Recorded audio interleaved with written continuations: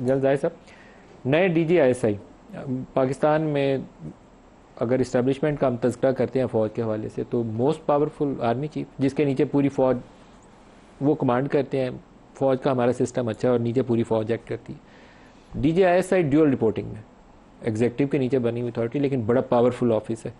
तो general Asim as a person, as a soldier, do you know him? जी, मैं बहुत अच्छे तरीके से जानता हूँ।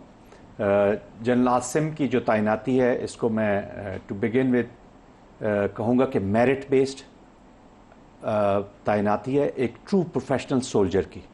उनके जो कैरियर को हम देखते हैं एज ए कैडेट, वहाँ से वो शुरू हुए हैं, सोर्ड ऑफ ऑनर हैं अपने कोर्स के, 1989 में वो पास आउट हुए, और वहाँ से लेकर आज तक उनके जो प्रोफेशनलिज्म है वही उनका हॉलमार्क रहा है उनकी सर्विस के दौरान। और आई थिंक क्रेडिट देना चाहिए उनकी सिलेक्शन को, मेरिट बेस्ड है, और इस उम्मीद के साथ कि इंशाल्लाह उनकी तैनाती जो है वो पाकिस्तान, हमारे इदारों के लिए, हम सब के लिए बहुत अच्छी साबित होगी। तो अगर as a soldier lieutenant general के तौर पर, तो आप DGISI बड़ी की पोजीशन होती है पाकिस्तान की इस एनवायरनमेंट के अंदर, तो क्या देखते हैं उनका रोल किस तरह आप देखते हैं आने वाले सालों में? देखिए, पाकिस्तान को बहुत चैलेंजेस हैं। हमारी प्रॉब्लम ये है, ये थोड़ी वजाहत कर दें, टेन्योर बेस्ड होती है या उनकी रिटायरमेंट से लिंक्ड होती है ये जो पोस्टिंग है DGISI की? जी, रिटायरमेंट के साथ भी है, और ऑफ कोर्स हाँ टेन्योर बेस्ड भी है, लेकिन मेन चीज़ रिटायरमेंट ही है। बट लॉज में प्रोसीजर्स हैं, अगर वो उसको एक्सटेंड होती है या वो जो भी प्रोसीजर है उसके बीच में वो हो भी सकता है। अदरवाइज रिटायरमेंट उनकी कब ड्यू है? उनकी मेरे ख्याल में अभी उनके 2 से 3 साल अभी हैं। तो आमतौर पर टेन्योर इतना ही होता है। तो ये एडवांटेज उसका ये होगा कि उनको थोड़ा सा टाइम मिल जाएगा अपनी चीज़ों को। देखिए, ये इंस्टीट्यूशन के हेड आए हैं, वो एक ऐसा नहीं है कोई एक नया एक व्हील इजाद करना, उन्होंने एक सिस्टम के बीच में आए, बट चूंकि वो प्रोफेशनल हैं, उनकी जो अपॉइंटमेंट्स रही हैं, वो director general DG military operations directorate में भी रहे हैं, फिर उन्होंने वजीरिस्तान में कमांड की है, फिर उन्होंने क्वेटा में डिप्लॉयड उनका डिवीजन था। तो जो शोरेश 2 आसिम जनरल खड़े हो जाएंगे एक ही वक्त में, एक जनरल सैयद आसिम मुनीर और दूसरे जनरल मोहम्मद आसिम मलिक। हाँ, तो आपको लगता है कि it's going to work well, अच्छा एक दूसरे को कॉम्प्लीमेंट करेंगे, क्योंकि आपको टेररिज्म वाला भी चैलेंज है और इंटरनल आपकी पॉलिटिकल सिचुएशन भी आपके सामने मौजूद है। देखिए नदीम साहब, पाकिस्तान के लिए किसी के पास, चाहे वो आसिम मुनीर हों या आसिम मलिक हों, नदीम मलिक हों या जाहिद हो या पंजौता साहब हो, हमारे पास किसी के पास चॉइस है कि हम ऐसे काम करें जो पाकिस्तान के लिए फ़ायदेमंद ना हो।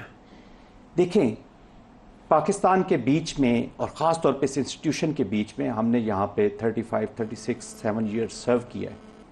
यहाँ पर जब तक आप पाकिस्तान के लिए डिलीवर कर रहे होते हैं तो आपको हर मकाम, हर रुतबा, हर चीज़ मिल जाती है आपकी। तो आई एम श्योर कि किसी के पास कोई चॉइस ही नहीं है कि वो इकट्ठे होकर काम ना करे। इसलिए मैंने पहले हिस्से में प्रोग्राम के कहा था कि अभी हमें यूनिटी की ज़रूरत है, न सिर्फ विद इन दी इंस्टीट्यूशन बल्कि बाहर से भी सबके। तो आसिम मलिक साहब के लिए ये भी एक चैलेंज होगा कि यार एक यूनिटी के साथ हम आगे बढ़ें। चैलेंजेस देखें ना, मैं चैलेंजेस की बात करता, पाकिस्तान के और बड़े चैलेंजेस हैं। हम इस डे टू डे बिजनेस और सियासत और माजरत के साथ कि हम इनमें मैं सियासत को छोटी चीज़ नहीं कहता, बट मैं ये कहता हूँ कुछ छोटे इशू में इतने ज़्यादा अपने आप को फंसा लिया है कि पूरी स्टेट लगता है कि उसी के बीच में फंसी हुई है। हालांकि स्टेट के बाकी ऑर्गन जो है, इंस्टीट्यूशन खासतौर पे, ये और काम कर। हमारे पास इकोनॉमिक चैलेंजेस थोड़े हैं।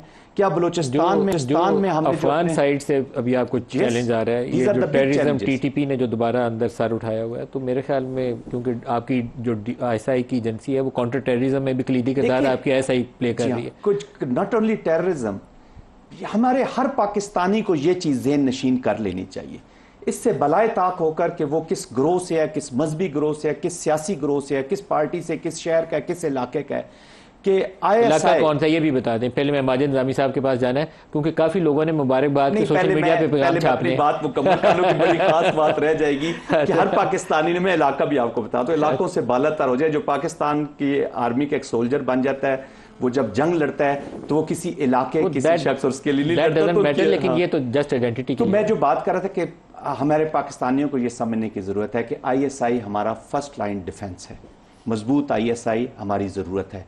हमारी इतनी खूबसूरत ये एजेंसियतरी कैपेबिलिटीज़ हैं इसके बीच में कि इसने ये जो पाकिस्तान की जो प्रोटेक्शन है in all spheres, economic, political, social, सबके बीच में इसने प्रोटेक्ट कर किया हुआ है और इसकी ग्रोथ में कंट्रीब्यूट करेगी। एंड दिस अपॉइंटमेंट जो अभी हुई है आसिम साहब की, जनरल आसिम की, आई एम श्योर कि वो उनकी इतना विजन, इतनी चीज़ें हैं उनमें। सर इलाका बताएं फिर मैं माजिद साहब से सरगोदा से हैं, पंचौता साहब के इलाके के हैं, शाहपुर से। हाँ जी। तो जिसने मुबारकबाद छापनी है अपने अपने इलाके की, वो शाहपुर में ठीक है।